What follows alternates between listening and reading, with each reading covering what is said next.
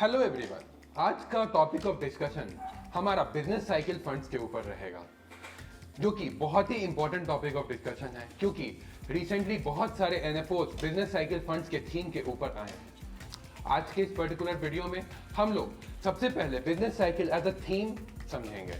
Second, इस business cycle के concept को समझेंगे, कैसे फंड मैनेजर हमारे फंड्स को इस particular type of mutual funds में इन्वेस्ट करते हैं।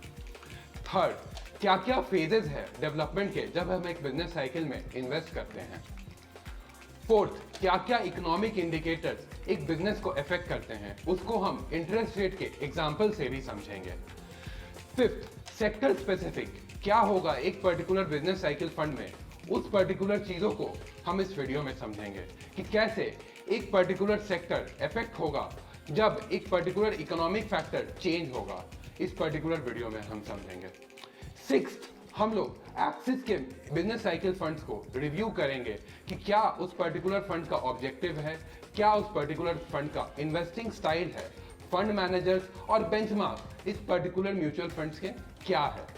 और सेवेंथ, क्या एज ए रिटेल इन्वेस्टर हमें इस particular category of mutual funds में इन्वेस्ट करना चाहिए या नहीं। अगर इन्वेस्ट करना चाहिए तो हमें अपने पोर्टफोलियो का कितना एलोकेशन इस पर्टिकुलर कैटेगरी या थीम में इन्वेस्ट करना चाहिए। तो चलिए आज का वीडियो हम लोग स्टार्ट करते हैं। आज के वीडियो को स्टार्ट करने से पहले मैं रिक्वेस्ट करूंगा कि आप इस वीडियो को जरूर लाइक करें एंड अगर आप चैनल पे नए आए हैं तो इस चैनल को जरूर सब्सक्राइब करें एंड नोटिफिकेशन बेल को जरूर क्लिक करें ताकि इस चैनल से आपको रेगुलर अपडेट्स हमेशा मिलती रहे।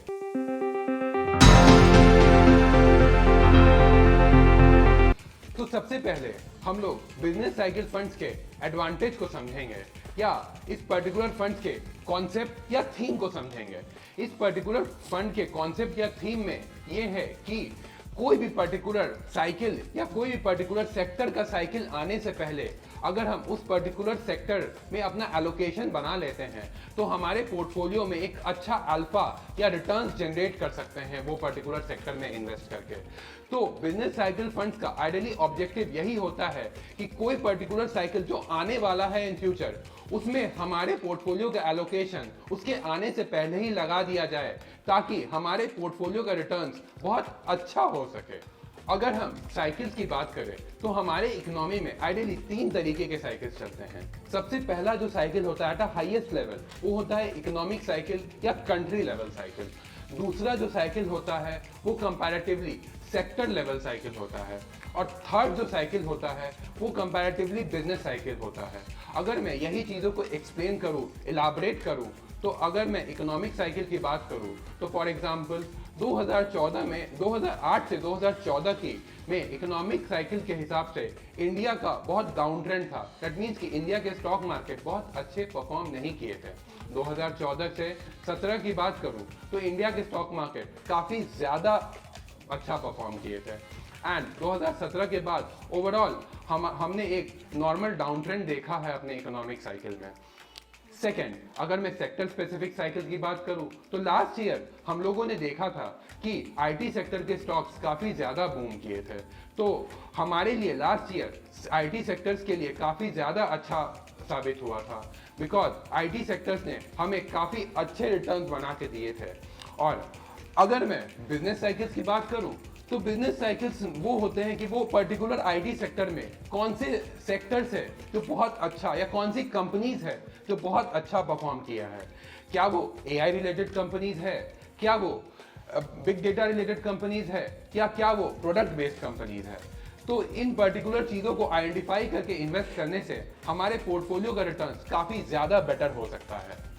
अगर हम फेजेस की बात करें जो बिजनेस साइकिल फंड्स में होते हैं तो सबसे पहला जो फेज होता है वो होता है एक्सपेंशन फेज।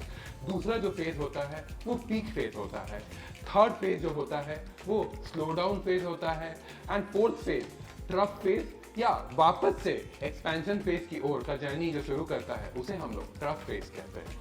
अब इस पर्टिकुलर वीडियो में हम लोग देखेंगे कि वेरियस इकोनॉमिक फैक्टर्स कैसे एक पर्टिकुलर कंपनी के ग्रोथ को अफेक्ट करते हैं।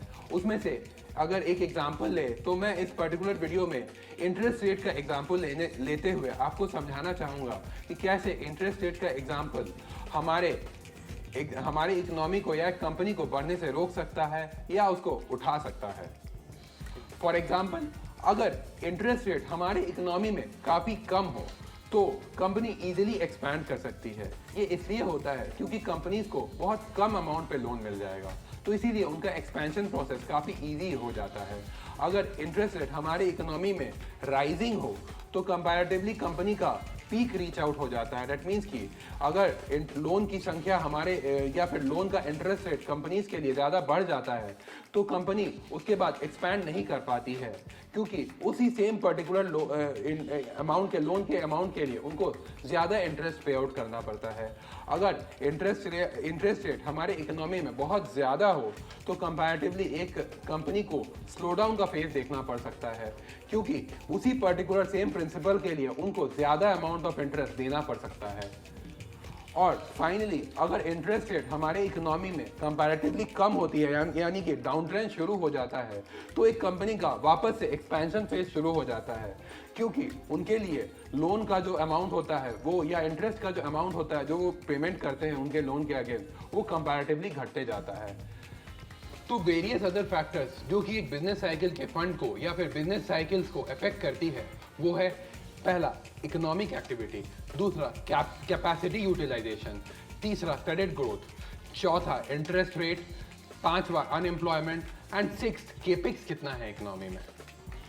अगर हम लोग वेरियस इकोनॉमिक फैक्टर्स को सेक्टर से कंपेयर करें तो अगर for example low interest rate रहे हमारे इकोनॉमी में तो बैंक्स को बहुत ज़्यादा फ़ायदा होता है। ये इसलिए फ़ायदा होता है क्योंकि बिजनेसेस या लोग ज़्यादा लोन लेते हैं और बैंक उस पर्टिकुलर लोन का इंटरेस्ट से काफ़ी ज़्यादा कमाती है। तो इसीलिए अगर हमारे इकोनॉमी में लो इंटरेस्ट रेट रहे तो बैंक बहुत अच्छा परफॉर्म करती है, as a whole as a sector बहुत अच्छा परफॉर्म करती है। अगर इंटरेस्ट रेट हमारे इकोनॉमी में मीडियम रहे तो हमारा आईटी सेक्टर या टेक्नोलॉजी सेक्टर बहुत अच्छा परफॉर्म करता है। एंड अगर इंटरेस्ट रेट हमारे इकोनॉमी में काफ़ी ज़्यादा बढ़ जाए तो फार्मा सेक्टर्स तब भी अच्छा परफॉर्म करेंगे, क्योंकि अगर हम स्पेशली सोचें फार्मा सेक्टर्स के बारे में तो फार्मा सेक्टर्स कब काम आते हैं, जब हमारी तबीयत बहुत ज़्यादा ख़राब होती है। तो चाहे इकोनॉमी में कितना भी इंटरेस्ट रेट बढ़ जाए मगर फार्मा की डिमांड हमेशा रहेगी। सो फाइनली अगर मैं सारी चीज़ों को कंक्लूड करूँ तो investing is a game of identification. तो राइट टाइम पे सही सेक्टर में सही एलोकेशन लेना बहुत ज़्यादा इम्पॉर्टेंट है।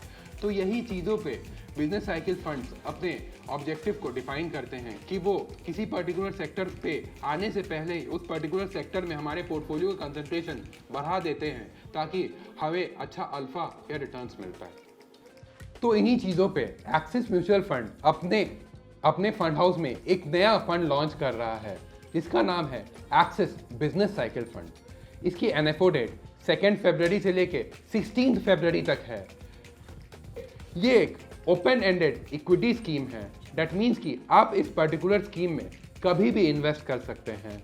इसका एनएफओ डेट 2 फरवरी से लेके 16 फरवरी को है, जिसमें आपको इस पर्टिकुलर स्कीम की एनएवी 10 रुपये में मिलेगी।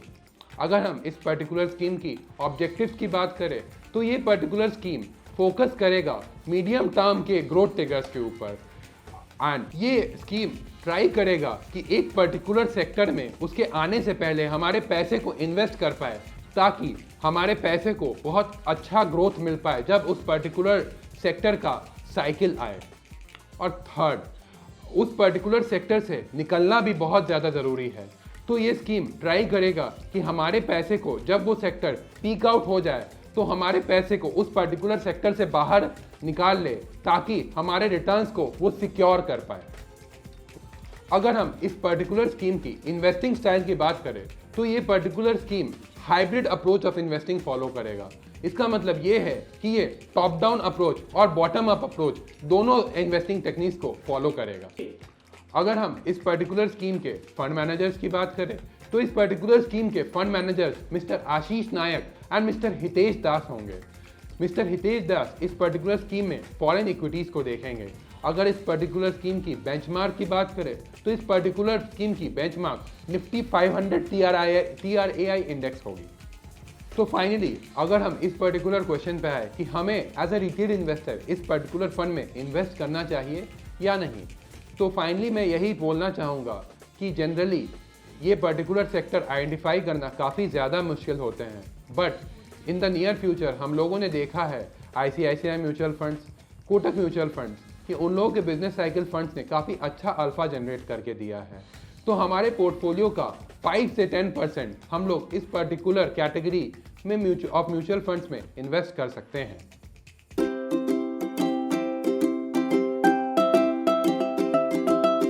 Thank you. अगर आपको ये वीडियो अच्छा लगा तो इस वीडियो को ज़रूर लाइक करें एंड चैनल को ज़रूर सब्सक्राइब या फॉलो करें। Thank you.